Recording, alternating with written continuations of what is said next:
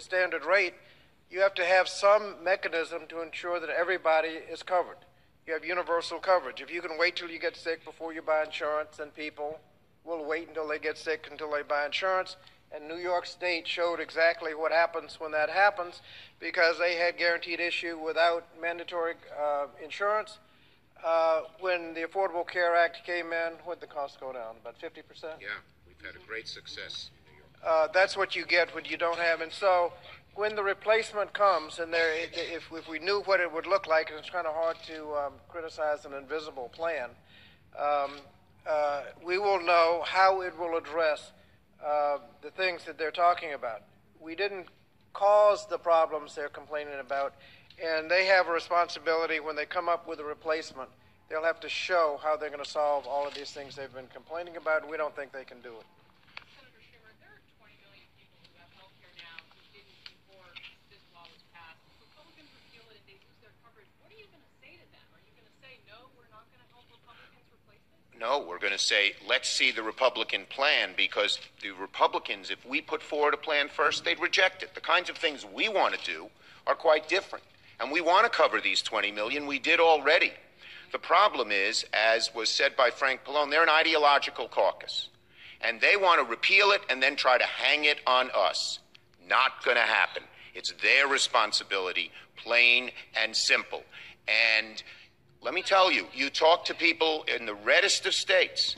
They're the states that are most affected, not only by the rural hospitals, but you take Joe Manchin was on Morning Joe this morning talking about how West Virginia benefits from many of the good provisions in the ACA. And his view is the view of all of us. Let them show us what their proposal is. Otherwise, stick with what we have. That's it. No, thank you. Let me just say one more thing in terms of that. There is an integrity, a oneness about this. It was about, as I said, lowering costs, improving benefits, and increasing access, but it was a market-oriented solution. So when they throw this apple of discord or this disarray into the system, it's going to have market consequences that they're not thinking of. They don't really care that much about the 20 million.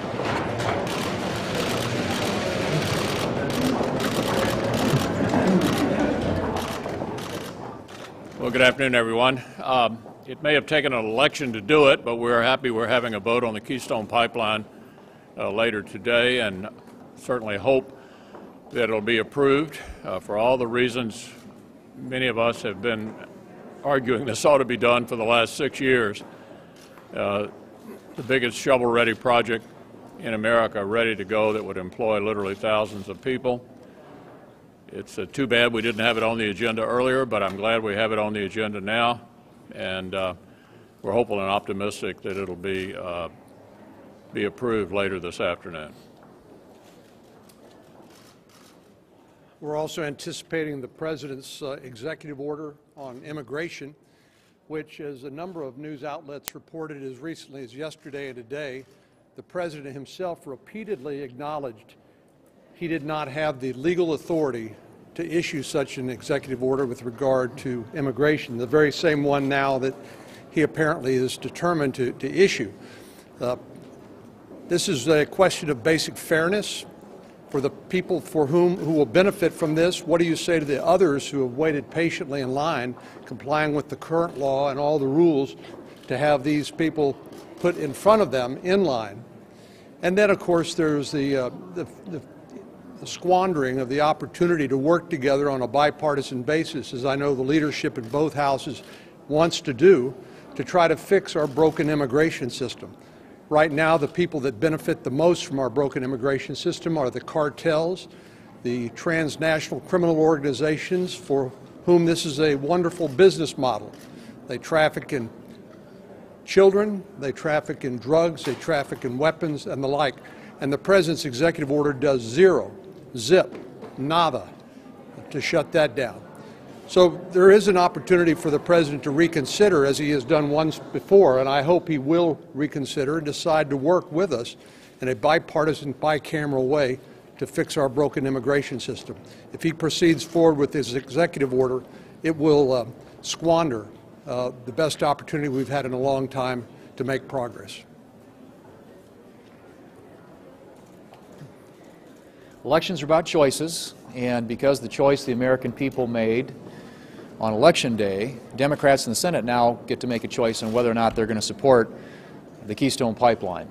Something, as all of you know, that we've been advocating for a long time, and for obvious reasons. 42,000 jobs, according to the President's State Department, 5 environmental impact statements saying that it would have no or minimal impact on the environment, and obviously lessen the dependence that we have on foreign sources of energy. So it's a win-win for the American people, and the Democrats, Senate Democrats, and the President, all eyes around America are going to be on them in the next few days. We'll get the vote in the Senate tonight, and if it succeeds here, the President then will have to make a choice as well about whether or not he wants to sign into law something that will create a lot of jobs for people across this country, or whether or not he wants to listen to the extreme voices in his own party and go against something that the American people are clearly for.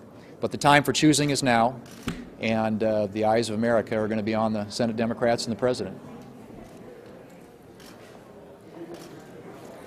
The popularity of the President's health care law is at an all-time low, and the unpopularity is at an all-time high. Those are the recent numbers, and it's not a surprise given the sticker shock that hit many people who were applying for insurance on Saturday when the new rates came out. And it's not just that they're paying more for insurance, their co-pays are up, their deductibles are up, and you add on top of this the controversial remarks by Professor Gruber and the disdain he has for American voters and the way he holds them in contempt.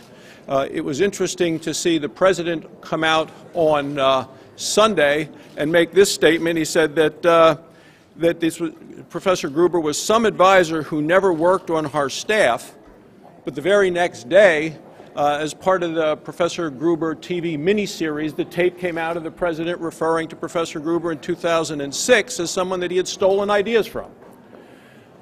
Now is the time to repeal this health care law, certainly to strip away the most damaging parts, and to me this seems to be one of the best arguments because this is a law built upon the deception and the deceit and the contempt of the American voters. Well, hopefully the Keystone Pipeline becomes the first of what I think will be many examples where the President actually has to engage. In this case, he has to engage on a bill that the House has already passed.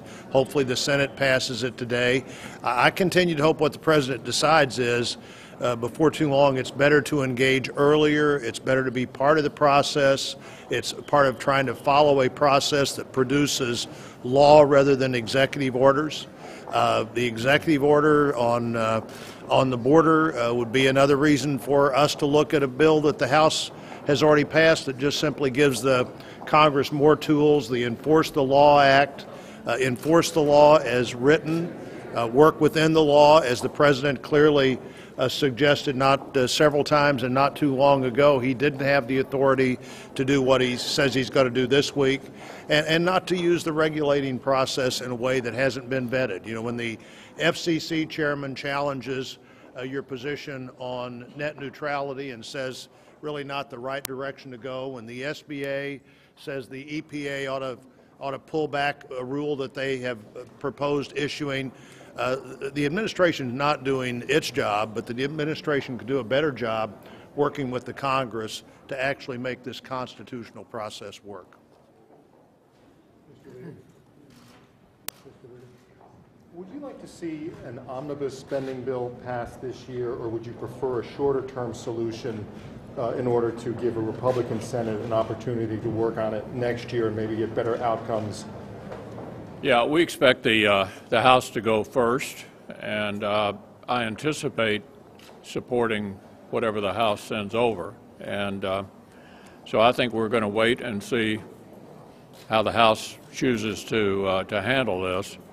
You know, clearly, as Senator Cornyn pointed out, the President's made it a lot tougher to get off on the kind of bipartisan footing that I had hoped would get established this year, not to mention next year. But our goal is to fund the government. How long will be determined, I think, largely by the House majority in consultation with the Senate majority, and to avoid retroactive tax increases. I think those are the two important items here going into the to the end of this year. Dana? If the president does wave that red flag in front of the bull, as you warned him not to do, what do you think the best way for Republicans to retaliate would be? I know you've had lots of discussions. Where are you right now? Well, I don't like words like retaliation. Look, the American people chose divided government. That's what we have for the next 2 years. In fact, that's what we've had for the last 4.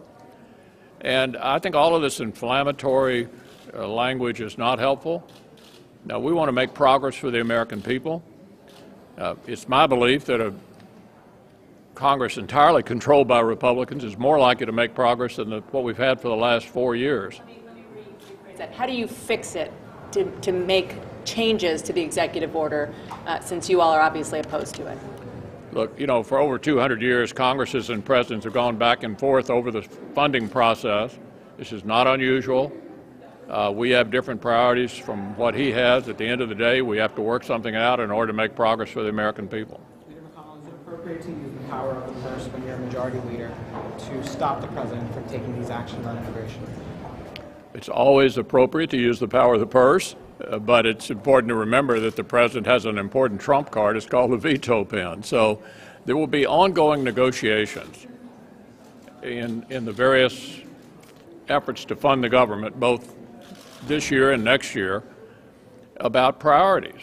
This is not unusual. And we do have different priorities, and somehow we're going to have to work out things and make progress for the American people. I'll just say again, just because the American people elected divided government doesn't mean they expect us not to do anything. And we're not going to be able to get everything exactly the way we want it, and he's not going to be able to get everything exactly the way he wants it. That's why we have compromise. And we're going to do the best we can to try to change the direction of the country. We think the last 6 years have not been good for America. The only tool we have is the power of the purse. And so we'll have plenty of discussions in the course of the next year about our priorities and his. Thanks a lot. Bottom and middle saw bigger gains than those at the top. 20 million more Americans know the financial security of health insurance. Our kids' high school graduation rate is at an all-time high. We've brought 165,000 troops from Iraq and Afghanistan and took out Osama bin Laden. Through diplomacy, we shut down Iran's nuclear weapons program, opened up a new chapter with the people of Cuba, and brought nearly 200 nations together around a climate agreement that could save this planet for our kids.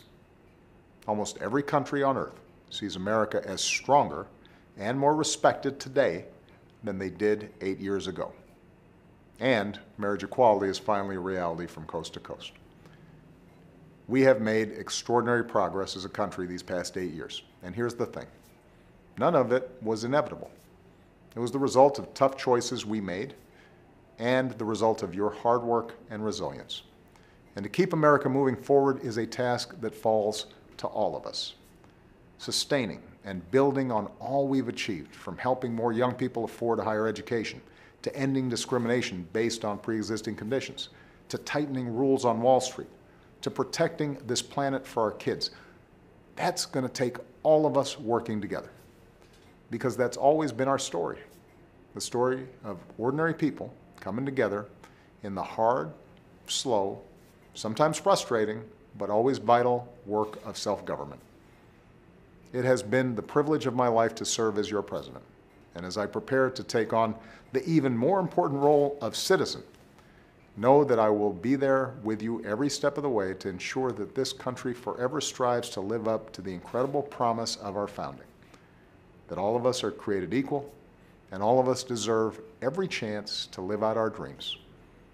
From the Obama family to yours, have a happy and blessed 2017.